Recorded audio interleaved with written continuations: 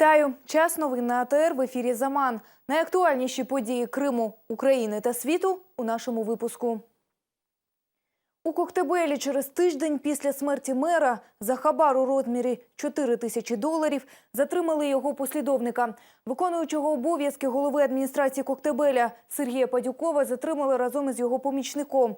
Цю інформацію підтвердили джерела в правоохоронних органах, передає Кримінформ. Учасникам джаз-фестивалю в Криму «Коктебель Джаз Паті» заборонять в'їжджати до України. У Міністерстві культури зазначили, музиканти не погоджували свою поїздку до Криму з українською стороною. У фестивалі, який відбудеться в анексованому Криму наприкінці серпня, планують взяти участь не менше 35 іноземних виконавців.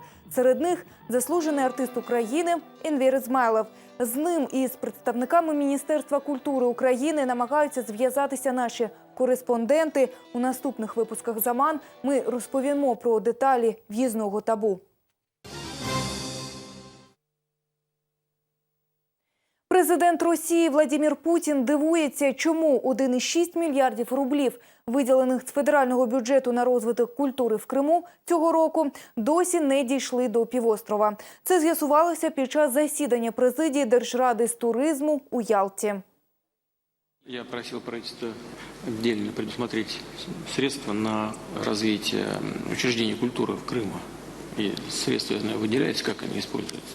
Да, у нас 1,6 миллиарда на этот год, которые, правда, до Крыма еще не дошли. Но зато детально расписаны вплоть до копейки, какое учреждение как должно. А что же не дошли? Ну, там Минкрым, согласование, вот. Уже у нас август, середина августа. Как? В сентябре прошлого года мы по учреждениям это уже расписали. Ну, расписали, а деньги-то где? Где деньги? Деньги в росписи Министерства культуры. Почему они не в учреждениях, там, не в бюджете Крыма? Загадка для нас. Время тоже август, 17 августа. Что они не переданы в роспись Министерства культуры? Ну, я не знаю, Они должны идти через Минкрым. Получатель, кто должен использовать? Рашид Владимирович, это в связи с тем, что Минкрыму ликвидировано, 1,5 месяца потеряли как бы в общей сложности из-за вот этих процессов, но все равно освоение в этом году 100%, мы гарантируем, все подрядчики расписаны, все полностью закреплено, все объекты без исключения. В конец недели конечный срок.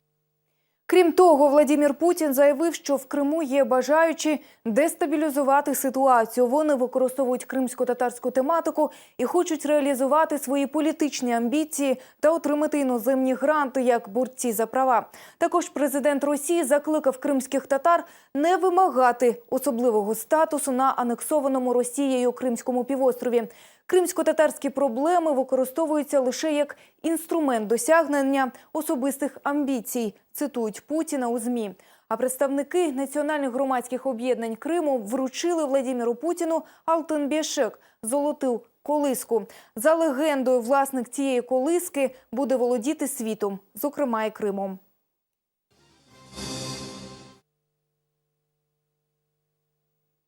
Захист Олександра Костенко, кримського активіста Євромайдану, готує нові докази до апеляційного суду. Розгляд скарги запланований на 26 серпня. Олександра Костенко засудили на 4 роки і 2 місяці тюремного ув'язнення. За версією слідства, торік, 18 лютого, в перебігу масових заворушень у Києві Олександр побив співробітнику кримського спецпідрозділу «Беркут». Як стверджують силовики, активіст також незаконно зберігав зброю у себе вдома. Костенко не визнає своєї провини. Його адвокат заявив про намір скаржитись до Європейського суду з прав людини.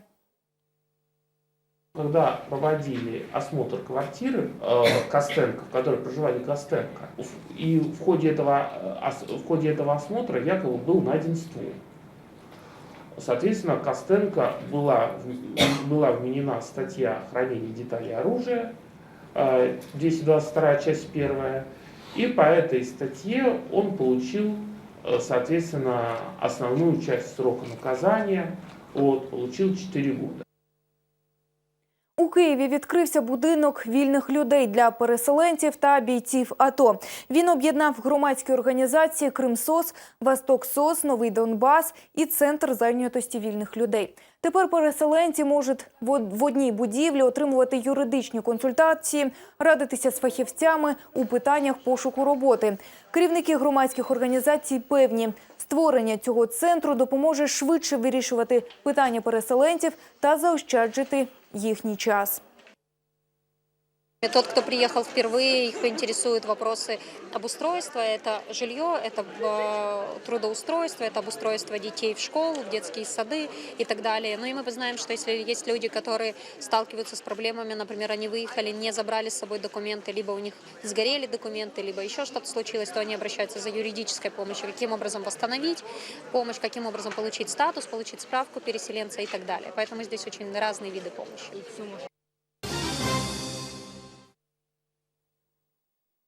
У Криму на 2 дні оголосили штормове попередження. Як повідомляє Кримське управління з гідрометеорології та моніторингу навколишнього середовища, у другій половині дня 18 серпня і весь день і ніч 19 серпня в Криму очікують на сильні зливи, грози, град, шквал вітру 15-20 метрів на секунду. В управлінні МНС Росії щодо Криму повідомляють, на півострові зберігається висока пожежна небезпека.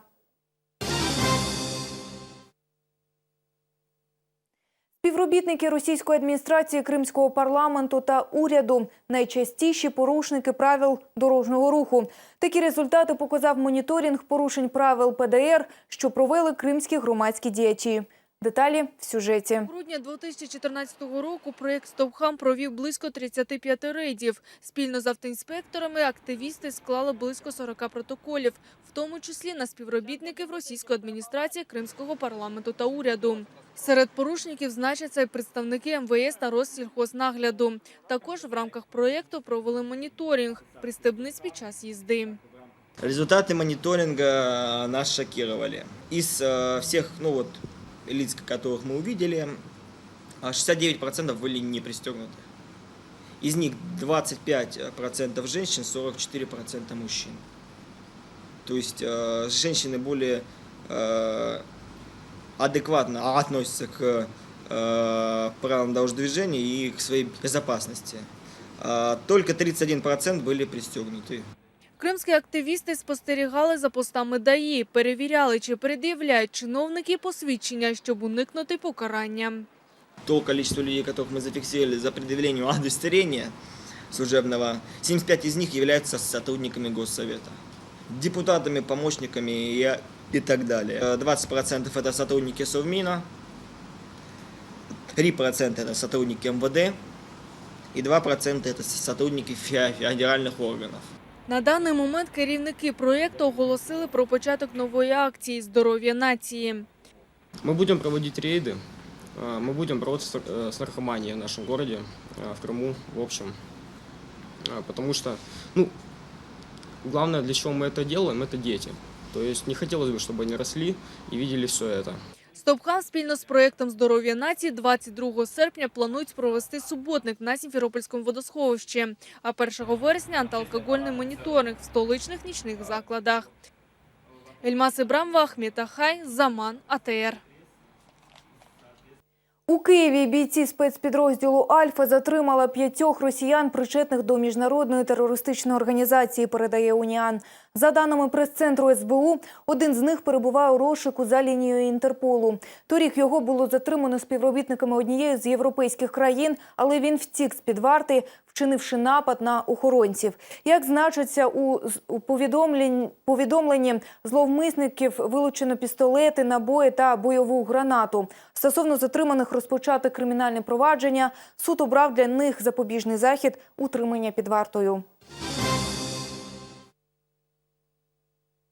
До новин світу. У Бангкоку уточнюють кількість жертв потужного вибуху, що пролунав у ніч проти вівторка у самому центрі міста. За останніми даними, загинуло щонайменше 22 людини, серед них 8 іноземців. Понад 120 чоловік зазнали поранень. Терорист потрапив в об'єктив вуличної камери спостереження. Однак наразі спецслужби Таїланду не встановили особистість зловмисника. Жодна екстремістська група не взяла на себе відповідальності за напад. Експерти встановили, що вибухнули 2 саморобні бомби, заховані у металеві труби. Влада Таїланду назвала теракт безпрецедентною спробою зруйнувати економіку та туризм в країні і пообіцяли якнайшвидше знайти винних. США вимагає заморозити $1 мільярд Карімових в ЄС. Влада Сполучених Штатів звернулася до 5 європейських країн із запитом про арешт активів, що, на думку американського слідства, пов'язані зі справою про можливі відкати російськими МТС і Вімпел-Телеком владі Узбекистану. За версією американського слідства, ці компанії, а також шведсько-фінська компанія TeliaSonera платили хабарі чиновникам в Узбекистані для того, щоб вести в країні бізнес в сфері мобільних телекомунікацій.